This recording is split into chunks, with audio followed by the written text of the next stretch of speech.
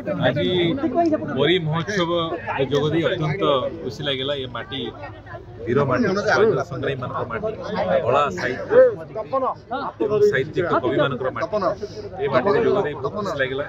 आज जो भाव में परिवेशी आमको स्वागत कले आनंद लगे। और आशा विश्वास आगामी दिन महोत्सव सारा राज्य में परिचिति पाए।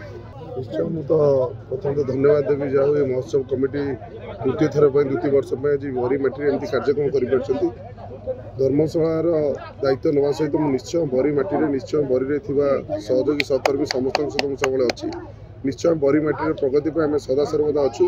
बरी माटी गोटे भाईचारा माटी निश्चय आम बरी माटी को सारा ओडिशा रे केमती आगु नहीं जाऊ ये आम संकल्प आम समस्त आलोचना भी चलती। निश्चय बरी माटी बहुत आगु बिल्कुल राजनैतिक नुह आम समस्ते बरीर ये माटीर पुआ जे बरी भाया जगार जे द्वितीय वर्ष आमर जो बरी लोक महोत्सव होती आम आज जोग देलु निजको एवं आनंदित लगुच आमको निमंत्रित कर कृतज्ञ ए कमिटी पाखे आम कृतज्ञ।